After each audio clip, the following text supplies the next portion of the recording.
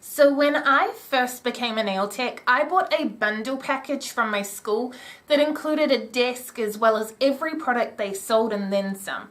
First of all, don't do that. It's not today's lesson, but let's call it a bonus tip. Start small and build up, because 3 pots of your least popular acrylic color will take you a long time to use up, and in the meantime you will have gone through 20 pots of the most popular one. I digress. I had a desk and I had product and I started doing nails and I got bookings and I charged money. So I was a nail tech with a business, right?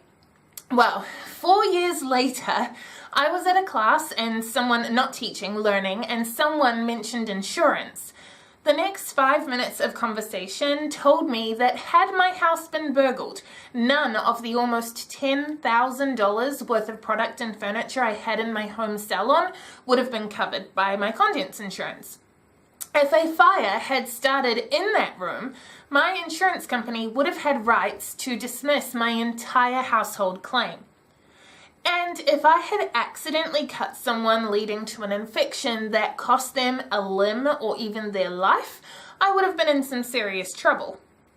Turns out you need business insurance even if your business is in your house, and you better hope that insurance includes public liability, because if a client trips over a cable and breaks her back, you're done for without it.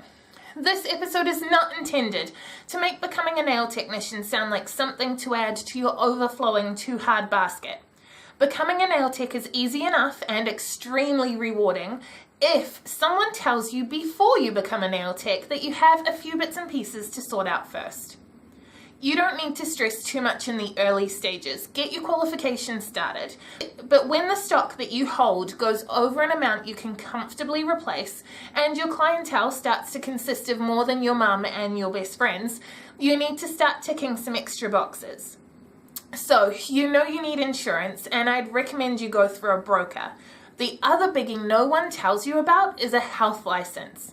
Turns out you shouldn't just start going near people's skin with files and steel tools and raw plastic on the corner of your dining room table while the cat sleeps on their lap and the kids pull at bottles on the table. Some of you might be thinking, obviously, but although this wasn't me, I had no idea, because like many of the rest of you, I was thinking, but so-and-so down the road does it. The only reason I had a desk was because I knew I wanted to be one of the best in the industry, and something told me the best didn't sit at their dining table. Health licenses aren't compulsory everywhere, but they are in some areas, and if you want to build on that reputation of integrity that we talked about yesterday, you should voluntarily get one no matter where you live. In fact, depending on your policy, you might find the fine print of your insurance specifies they expect you to have one. To get a health license, you need to have your qualification on display or proof that you're currently studying. You need to have your space all set up, and then you need to call your local city council and ask to speak to someone about a beauty salon health license. You will need to pay a fee, an inspector will come out to your salon, and if you pass the inspection, you'll be sent a certificate in the mail. The inspector will be looking for lots of things. The room, fixtures, and fittings must be in good condition and easy to clean. Not only should they be cleanable, but they will be looking at how clean they are right now. So scrub everything and then keep it that clean. Show that you have a disinfection station set up with clear, labeled spaces for dirty and clean tools, clear steps on disinfection protocol, and labeled professional disinfectants. Floors have to be smooth, which means no carpet. But don't worry if you have a carpet that you can't remove. Hardware stores sell large sheets of vinyl flooring that can be easily laid over the top of carpet, and you can't tell the difference. If you have a look in the images of our training studio, what looks like hard flooring is the vinyl over our carpet. If you have a wet area such as a foot spa or sink, it's a little bit more complicated. You'll need to be able to show a record of disinfecting the floor daily, and the floor itself should be graded and include a drain. The inspector will also look to ensure that you have adequate lighting and ventilation.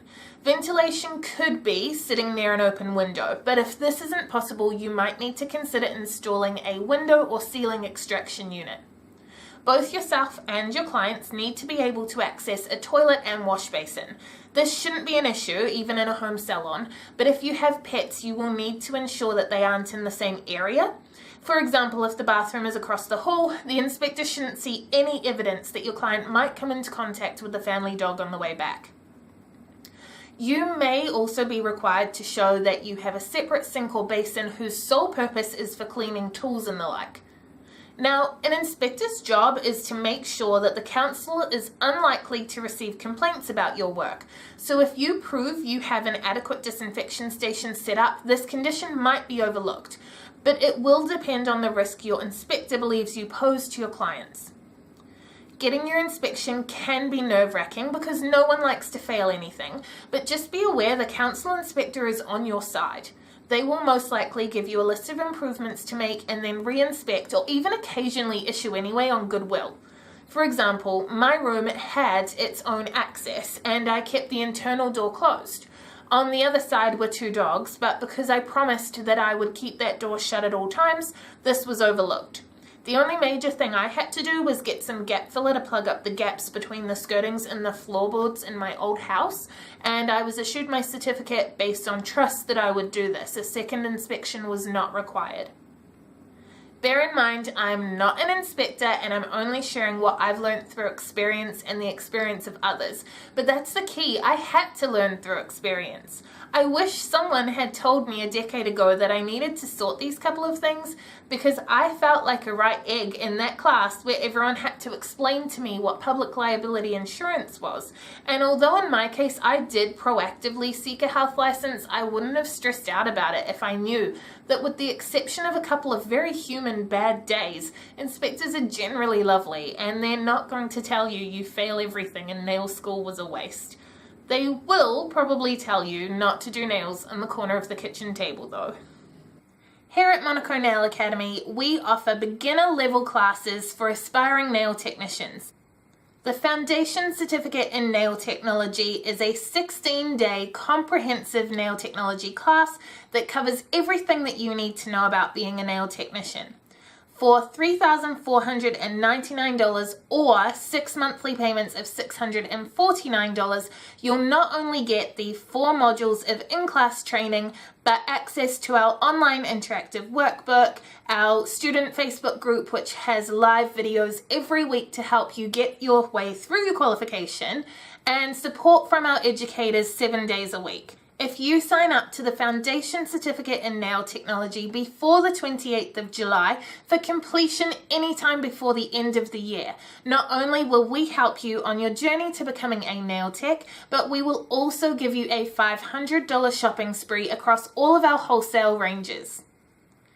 Check out the details of our course at www.monaco.ac.nz or give us a call on 09574 5573 if you have any questions.